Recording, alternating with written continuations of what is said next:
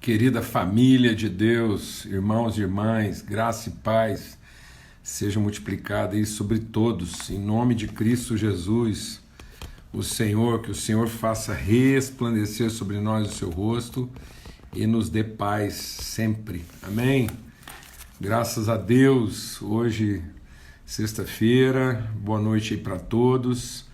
Estamos aqui uma vez mais assentados nessa mesa preparada, em nome de Cristo Jesus, e nessa viração do dia, amém? Um tempo mesmo especial do Senhor na nossa vida, para que juntos a gente possa comungar, compartilhar, repartir, sermos fortalecidos, sempre lembrando o privilégio da gente compartilhar dons, virtude, e também a gente poder ser fortalecido pelo exercício, né, da mutualidade da nossa fé, colocando o nosso amém em favor do sim do outro, amém? A glória de Deus se revela quando há um sim e um amém. Então, o privilégio da fé é termos em Cristo o sim e o amém. Cri, por isso falei, em nome de Cristo Jesus. Glória a Deus, muito bom. Grande privilégio, os irmãos estão chegando aí, a mesa vai sendo composta e muito bom assim receber os testemunhos das pessoas que têm sido abençoadas, pessoas que têm tido assim sua vida transformada. Eu quero dizer que cada testemunho que a gente recebe aqui nos consola, é uma palavra de consolo, é uma palavra de ânimo, de encorajamento, e de testificação. Então eu quero louvar a Deus pela vida dos irmãos, o empenho, a fidelidade, gente assim que tem se disposto, né, a sentar nesse momento aí, a gente juntos refletir, aprender, meditar. Muito bom ser família, amém? Em nome de Cristo Jesus, graças a Deus, né? Um forte abraço aí para todos. E muita gente aí de lugares distantes compartilhando conosco aí esse tempo, esse momento de comunhão, de relacionamento. Essa mesa preparada na viração do dia. O momento em que Deus, lá no jardim, né, vinha para conversar com o homem, iluminar seu entendimento, trazer revelação para que a gente pudesse enfrentar, para que a gente possa enfrentar tempos de desafio. Guardar no nosso coração a palavra do Senhor, para que a gente não seja desviado, para que a gente não seja distraído em tempo algum. Amém? Glória a Deus, graças a Deus, muito bom. Vamos ter uma palavra de oração e os irmãos vão chegando aí e a gente vai orar para que a gente possa realmente ter esse tempo assim bem especial de Deus. A minha esperança é que hoje a gente consiga aqui fechar o capítulo 2 de Filipenses, né, nessa meditação que está sendo tão bendita. A gente está aí meditando sobre a carta de Paulo aos Filipenses. Pai, muito obrigado pelo teu amor, tua bondade. Nós bendizemos o teu nome pela misericórdia do Senhor renovada sobre as nossas vidas e clamamos mesmo para que nossos corações, tudo que nós queremos é que sejam iluminados os olhos do nosso entendimento para a plena compreensão da tua vontade, do teu propósito para a nossa vida, Pai. No nome de Cristo Jesus, o Senhor, Espírito de Deus, sopra sobre a nossa vida e conduz naquilo que é o mover, o movimento do Senhor na nossa vida. No nome de Cristo. Amém. Graças a Deus. Então, Paulo, ele compartilha conosco aqui, né, essa carta aos Filipenses, uma carta escrita, né, num tempo de isolamento, num tempo de dificuldade, de privação da companhia, né, física dos irmãos. E Paulo amava profundamente esses irmãos, está sempre orando por eles, mas nesse momento ele está preso, ele está lá isolado, então ele está distante e é um isolamento forçado, é involuntário, e mesmo assim ele encontra formas de abençoar os irmãos, de fortalecer, de edificar e de transmitir virtude. Então a gente está meditando aqui e a gente já está lá no final do capítulo 2. Hoje a gente vai ver do versículo 19 até o versículo 30 do capítulo 2. Mas para quem está chegando aí, a gente, né, sempre faz uma breve panorâmica aqui. Paulo começa no capítulo 1, deixando bem claro essa convicção dele de origem e destino. Amém? Aquilo que o homem semeia, isso ele vai colher. Aquele que semeia da sua carne, na sua carne ele vai colher corrupção. Não tem outra alternativa. Isso não é uma escolha, né? Isso é uma decisão. A vida com Cristo não é uma escolha, é uma decisão, é uma submissão a um processo que tem que obrigatoriamente começar em Deus. Aquilo que não começa em Deus não vai terminar em Deus. Essa foi a grande falácia do diabo para o homem, dizer que alguma coisa que começada em nós poderia terminar em Deus. Amém? Não existe essa alternativa. Nós temos que nos submeter aos processos. Então só vai terminar em espírito aquilo que é gerado no espírito, só vai terminar em virtude aquilo que é gerado em virtude. Amém? Em nome de Cristo Jesus. Então eu estou certo, eu estou seguro. Tenha essa segurança na sua vida. Tenha essa segurança na sua vida, que os processos começados em Deus vão ser concluídos de maneira satisfatória. Tem um salmo que sempre acompanhou a nossa casa, mas de maneira muito especial. Ele foi essencial na nossa vida quando a gente enfrentou um drama muito grande lá no nascimento da Bebel, quando a gente estava lá no Reino Unido, e a Alana estava grávida da Bebel, e foi uma gravidez assim muito desafiadora, né? Muita palavra assim de interrupção, mesmo de morte, diagnóstico desfavoráveis, e a gente lembrava sempre desse Salmo 118, que diz lá que o Senhor levará a bom termo tudo aquilo que nos diz respeito. O Senhor levará a bom termo tudo aquilo que nos diz respeito. Então, se alguma coisa não está sendo levada a bom termo, é porque ela não nos diz respeito. Glória a Deus, amados. Em nome de Cristo Jesus, o Senhor. Você entenda isso. Se alguma coisa vai entrar em colapso, se alguma coisa ela vai entrar vai ser interrompida, é porque isso não te dizia respeito. Então não ande ansioso tentando segurar ou manter coisas que não tem nada a ver com a sua vida. Às vezes pode ser um desejo forte, você tem um desejo muito forte para alguma coisa, você tem uma expectativa muito forte para alguma coisa, mas isso não será concluído satisfatoriamente só porque você gosta muito, porque você desejou muito, ou porque você acha que isso é o melhor. Porque Deus só levará a bom termo aquilo que efetivamente diz respeito à nossa vida, aquilo que é o projeto da eternidade de Deus a ser revelado através de nós. Essa era a segurança de Paulo. Então ele diz que nessa segurança ele aprofundou suas raízes, ele passou a conhecer Deus mais profundamente. Isso quer dizer que ele ama mais, porque ele conhece mais e ele é mais sensível à orientação de Deus. Amém?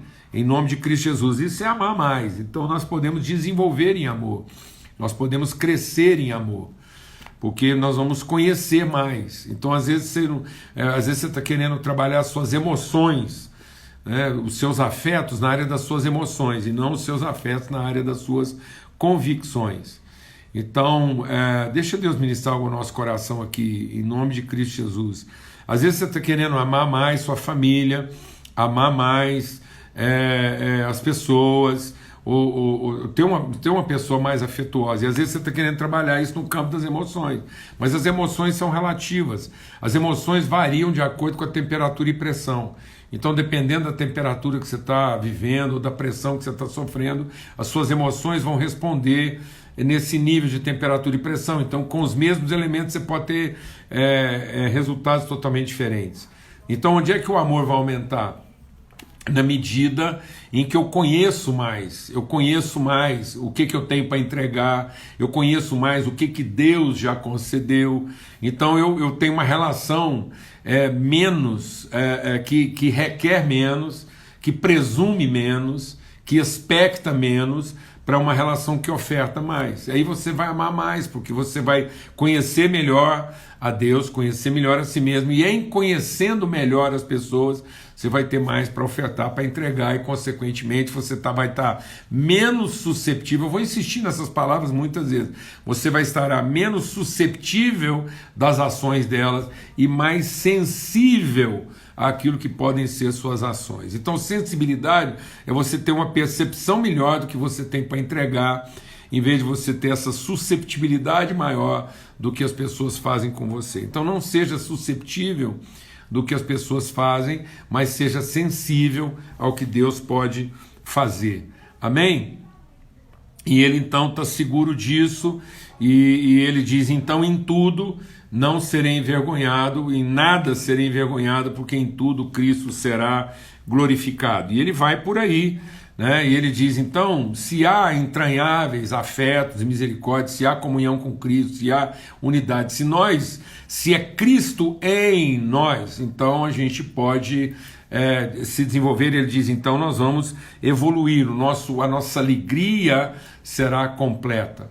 Então ele fala de uma alegria que não acontece na medida em que minhas exigências são satisfeitas, mas é uma alegria que se revela completa na medida em que eu conheço a minha identidade, a minha relação e a minha unidade com Cristo. Então eu tenho comunhão plena com Cristo, eu estou ligado, né, por entranháveis afetos e bondades, então, em nome de Cristo Jesus. Então ele diz: olha, quando você entende isso, você não faz mais nada para competir e nem faz mais nada para ser reconhecido. Então a gente elimina essa coisa da contenda e da vanglória. Então eu não faço nada para competir, né, para eu mesmo saber que eu sou melhor do que alguém, e também não fazer nada para esperando que alguém reconheça o seu esforço. E aí você vai fazer todas as coisas com um único compromisso e disposição de entregar, de ofertar e de ser completo naquilo que você tem para entregar. Amém? E ele diz então que todos nós tenhamos esse mesmo sentimento, esse mesmo fluir, esse mesmo movimento de Deus. Amém? O segredo, muitas pessoas querem definir de maneira muito antecipada, né, seus certos e errados, em vez de experimentar o movimento de Deus. Então o segredo é você entrar no movimento. Quando ele fala ter o mesmo sentimento, é ter essa mesma volitude, essa mesma disposição, essa mesma entrega. E aí ele não vê Deus como direito, mas ele vê o conhecimento que ele tem de Deus como privilégio, e ele pode se esvaziar, ele pode ser a fonte reveladora de tudo isso. E aí a gente, antes da gente, né, ir para o versículo que a gente quer, ele vai falando aqui que isso não depende nem de estar perto, nem de estar longe, isso depende da intensidade com que você vai fazendo essa entrega. E agora a gente quer começar a ler aqui no versículo 19 até o verso 30, né? E ele diz assim: espero no Senhor que em breve vos mandarei. Olha, esse texto que nós vamos ler hoje aqui, eu quero fazer uma pausa bem breve aqui para dar tempo, mas esse é um texto, assim, um dos textos mais desafiadores que eu conheço da palavra de Deus, assim, para aquilo que é o nosso compromisso pessoal de vida. Medita nesse texto mesmo, assim. Se você perguntar assim para mim: Paulo Júnior, desse texto aí, desse podcast gravado pelo Paulo aí, o que você destacaria?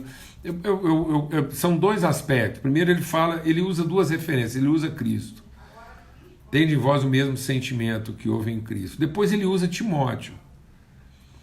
E ele vai falar algumas coisas de Timóteo aqui que são desafiadoras, porque é prática, porque às vezes a pessoa não dá uma noção prática, às vezes a gente acha que porque está tratando de conceitos, isso não é prático, né?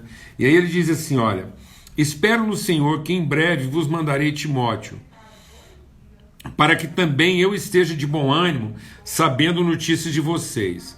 A ninguém conheço de igual sentimento que sinceramente cuide do bem-estar de vocês.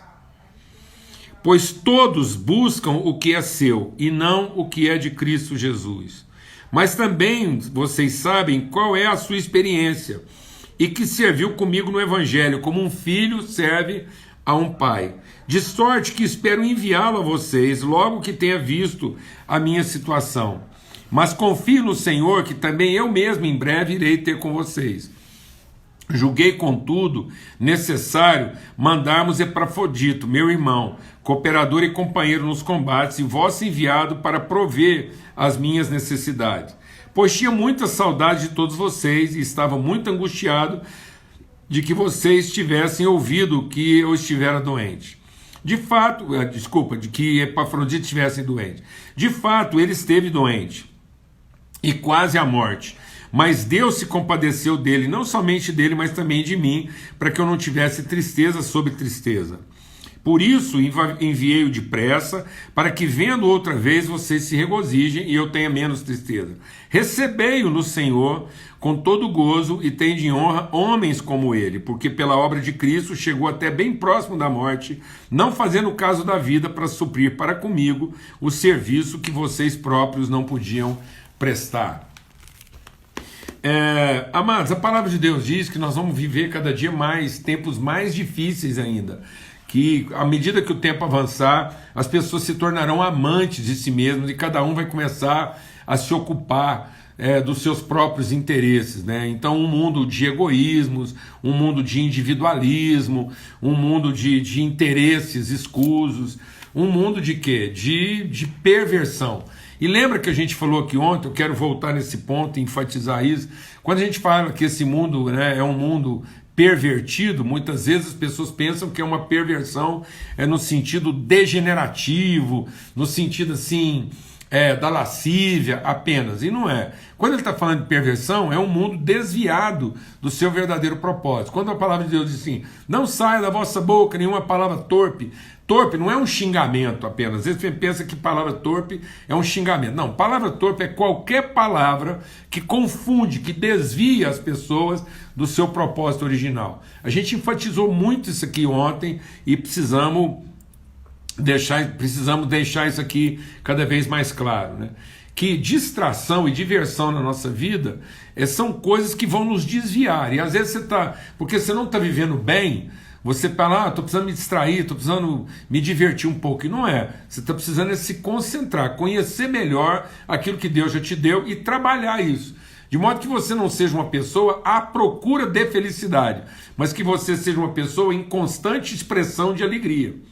Então, tudo aquilo que te desvia, tudo aquilo que te distrai, tudo aquilo que tira você daquilo que é o seu plano original, mais te confunde do que te renova. Então, se você está precisando de renovação, você não está precisando de uma distração nem de uma diversão. Você está precisando de mais alegria naquilo que você está vivendo. E para ter mais alegria, você tem que ter mais convicção, meditar, aprender, fazer aquilo com o prazer de quem tem convicção e de quem percebe a virtude que está implicada naquilo que você está fazendo. Porque se tudo que você está fazendo te dá cansaço, de modo que você precisa se divertir ou se distrair, sair daquilo, então, se você está precisando de uma diversão e uma distração para sair do que você está fazendo, então o que você está fazendo não é aquilo que Deus está querendo para você. Quando eu estou num projeto de Deus, eu posso mudar minha atividade, mas nada que vá me distrair ou me divertir, me desviar, me tirar daquilo que é o propósito. Porque em todas as coisas eu não vou estar cansado, eu vou estar renovado, eu vou estar sendo iluminado e eu vou encontrar alegria. Então quando Jesus ia lá para o monte para orar, ele não estava em busca de uma distração nem de uma diversão. Ele estava lá buscando se concentrar ainda mais naquilo que trazia para ele o quê? Esperança. Quero trazer à memória aquilo que me dá esperança. Enfim, então a gente está vivendo esse mundo que vai puxar você para uma distração, vai puxar você para uma diversão que vai desviar. E às vezes você vai ter um êxtase ali naquele momento, mas isso não vai realmente trazer esperança para o seu coração. Quando Jesus estava lá na cruz, prestes a dar a vida por nós, e prestes a ser sacrificado, morrer, ele está lá pregado na cruz. O que ofereceram para ele? Ofereceram uma esponja embebida em vinagre. O que era aquele vinagre? Era uma analgesia.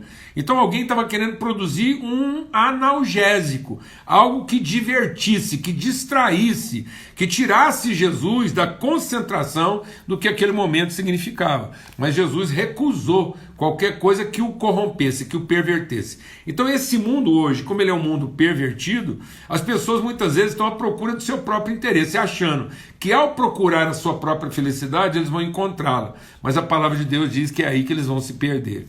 E por que eu estou enfatizando isso? Porque Paulo começa nesse contexto, ele próprio escreveu para Timóteo que seria um mundo de perversão, que o mundo vai tornar cada vez mais egoísta, ele escreve isso nas suas cartas a Timóteo. E ele diz agora, presta atenção, eu estou mandando Timóteo aí para cuidar de vocês, porque eu não conheço ninguém que tenha por vocês os sentimentos que o Timóteo tem. Meu Deus, assim, eu fico pensando se todos nós carregássemos uma carta de recomendação. Imagina Deus te mandar para um lugar e ele escreve uma carta, coloca na sua mão e manda você levar essa carta. Você não vai abrir, não. Amém? Você não pode abrir. Você vai carregar uma carta de recomendação e quando você chegar lá no seu destino, as pessoas vão ler essa carta escrita por Deus a nosso respeito, a meu respeito e a seu respeito. Imagina você indo para o trabalho com uma carta de recomendação escrita por Deus. Ou você chegar na sua igreja e quando as pessoas abrissem essa carta, estaria escrito o que a nosso respeito? Eu fico imaginando, mas isso me produz tanto quebrantamento quando eu vejo essa recomendação de Paulo, que assim, eu fico pensando no nosso desafio, né? Deus virar para Lana e falar assim, Lana, ó, eu pus o Paulo Júnior aí para casar com você, porque eu não encontrei ninguém na terra que iria ter por você os sentimentos que ele tem. Imagina Deus falando para os nossos filhos.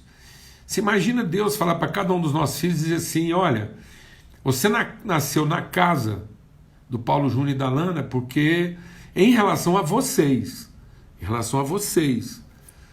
eu não teria lugar melhor para vocês serem cuidados. Eu não teria ninguém para, no caso de vocês, que iria ter por vocês os sentimentos que eles vão ter. Amados, é isso. Concentra nisso. Busca isso. Busca-se essa carta de recomendação, essa pessoa. Porque às vezes a gente está procurando uma pessoa que cuide de nós. E não cuidar das pessoas como Deus nos comissionou para cuidar. Às vezes a gente está achando que a felicidade está em encontrar alguém que vai cuidar de nós. Não, amados. A alegria está em encontrar os motivos pelos quais nós vamos cuidar das pessoas. Sabe o que fazia de Timóteo um homem pleno? Porque ele estava sendo enviado para um povo lá e ele tinha o sentimento correto em relação àquele povo. É isso. Nós temos os sentimentos corretos em relação às pessoas. E aí Paulo está dizendo, eu não conheço ninguém que tenha um sentimento igual por vocês como Timóteo. Isso é a bênção. Imagina você ir para um trabalho, o que acontece? O problema é que às vezes você sai para trabalhar de manhã e aí, tipo assim, às vezes você chegaria lá no seu ambiente de trabalho e fala assim, ó, eu não tenho lugar nenhum no mundo que vai resolver o meu problema como esse lugar aqui. Aí que lascou. Sendo que, na verdade, ao chegar lá no seu ambiente de trabalho, todo mundo olhasse para você e falasse assim, agora chegou aqui aquela pessoa e não tem ninguém que tem por esse lugar e por nós o sentimento que essa pessoa tem para cuidar da gente. Glória a Deus, amados. É assim que a gente tem, é assim que você vai chegar lá no seu trabalho. É assim que nós vamos chegar na nossa família. É assim que você vai chegar no seu ministério. Chega aí na sua igreja e não fica pensando se o culto vai ser bom. Liberta disso. Não vai para a sua igreja pensando se o culto vai ser bom, se você vai gostar do louvor, se a pregação vai ser boa, se o pregador é bom. Não. Vai lá para a sua congregação. Não fica pensando quanto é que você vai faturar lá na sua empresa, se vai fazer um bom negócio, quanto você vai ganhar. Não. Para de ficar procurando felicidade onde você não vai encontrar. Não é aí, não é por aí. Não procure nada para distrair você, para divertir você, mas procure aquelas coisas nas quais você vai cumprir o verdadeiro propósito da sua vida. De modo que quando você chegar no seu trabalho, quando você encontrar com a sua família, com a sua esposa, exista sempre esse desafio. Deus confiou a mim um trabalho que sou eu. Sou eu. Deixa eu falar uma coisa. Enquanto você pensar que você casou com a mulher errada, é porque eu sei que não presta para ela. Enquanto você pensar que os seus filhos estão errados, então você que não é bom pai para eles. Enquanto você pensar que o culto é ruim, é que você é um membro ruim dessa congregação. Deixa as pessoas mandarem você embora, mas não pede para sair. Em nome de Cristo Jesus. Seja na vida das pessoas aquilo que você pode ser, mas não exija delas aquilo que elas devem ser. Fala devagar. Seja na vida de todas as pessoas aquilo que você pode ser, mas não exija delas aquilo que elas devem ser. Jesus não veio ao mundo dizendo às pessoas que nós deveríamos ser. Jesus veio ao mundo nos revelando a pessoa que nós podemos ser. Então Jesus não veio ao mundo para dizer o quanto que nós estamos errados em ser as pessoas que nós somos.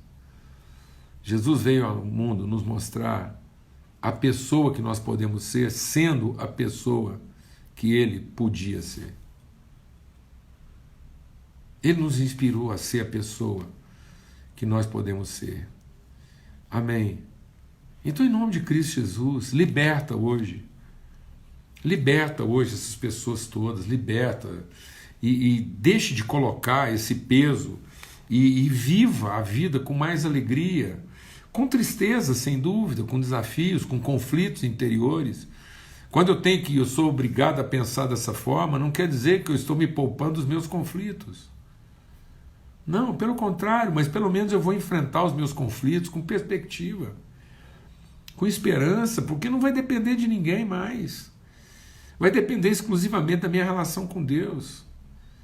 Então alguém pode não querer que você seja, mas você não está aqui para ser o juiz de quem não quer ser. Então as pessoas podem recusar o que você tem para oferecer. Mas você e eu não estamos no papel de julgá-las por isso, de condená-las por isso. Vou falar devagar. As pessoas podem não querer receber o que você tem para oferecer, mas eu não estou aqui para fazer juízo disso. Então, muita gente não quis o que Jesus tinha para oferecer, e nem por isso ele deixou de oferecer. Deixa o Espírito de Deus ministrar algo ao seu coração por isso, porque quando você transfere isso, quando você coloca na vida das pessoas, um dia você se cansa de oferecer. Um dia você desiste, porque você começa a achar que não vale a pena, né? Eu não gosto dessa expressão, vale a pena. Então tem aí, porque é isso mesmo, essa expressão ela é traiçoeira, porque uma hora você vai achar que não vale a pena, não vale a penúria, né? Mas agora Paulo está dizendo, esse é o homem. Sabe por que ele está dizendo? Porque ele diz, ele é o meu companheiro, ele é o meu cooperador nas lutas. É isso que definia Timóteo. Ele não era companheiro nos benefícios, ele não é companheiro nas vantagens, ele não é o companheiro da distração ou da diversão, ele é o companheiro das crises. Amém? Não queira que as pessoas sejam seus companheiros da diversão, das pessoas que te distraem ou que te divertem, mas seja o companheiro delas nas suas crises. Não procure companhia para se distrair nem para se divertir, mas procure ser companheiro das crises. É isso que fazia a diferença do Timóteo. Ele era o companheiro das crises. Seja o companheiro das crises. Seja o companheiro das lutas, dos enfrentamentos. Se ofereça, ainda que no fim alguém recuse, mas não decida pelas pessoas. Quem decide se você continua ou não é o Espírito de Deus em você. E não se as pessoas estão reconhecendo seu esforço ou não.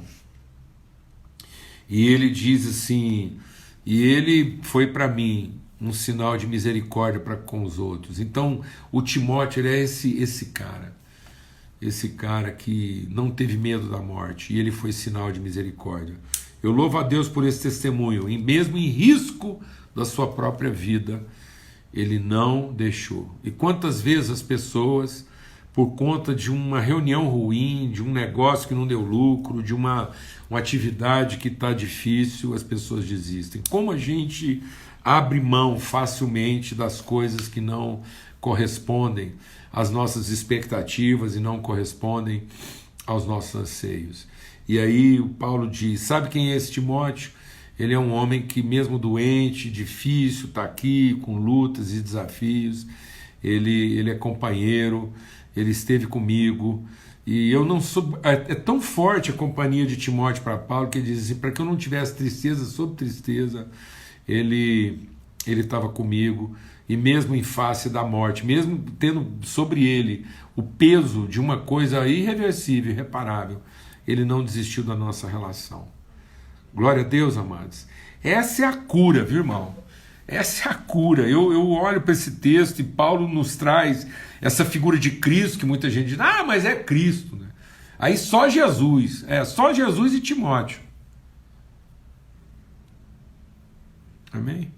Então, quando Paulo inclui Timóteo nessa lista aí, ele nos deixa indesculpáveis, porque não é religioso, é espiritual. Não é Cristo para, nem com, nem a favor, é Cristo em. Então, Timóteo é na vida de Paulo esse Cristo em, companheiro de lutas, de aflições, de enfrentamentos. E ele, quando olhava para esse grupo de pessoas, ele dizia, eu não conheço ninguém que tem por vocês o sentimento que esse homem tem. Que coisa maravilhosa.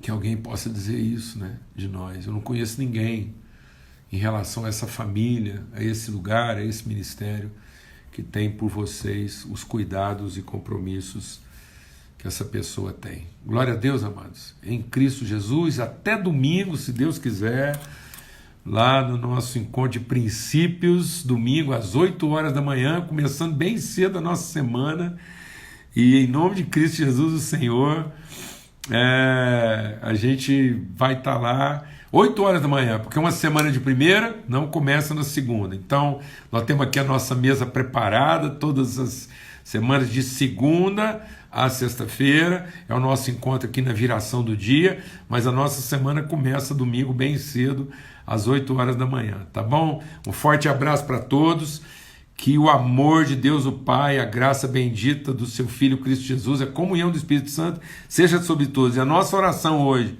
é, Senhor, nos inspira a ter o mesmo sentimento que houve também em Cristo Jesus. Da mesma forma como Timóteo creu e foi na vida de Paulo e dos irmãos, esse exemplo vivo e encarnado da tua bondade, da tua fidelidade, da tua misericórdia. É tudo que nós queremos, ó Pai, em nome de Cristo Jesus. Forte abraço a todos, fiquem em paz. Até domingo, se Deus quiser, às 8 da manhã.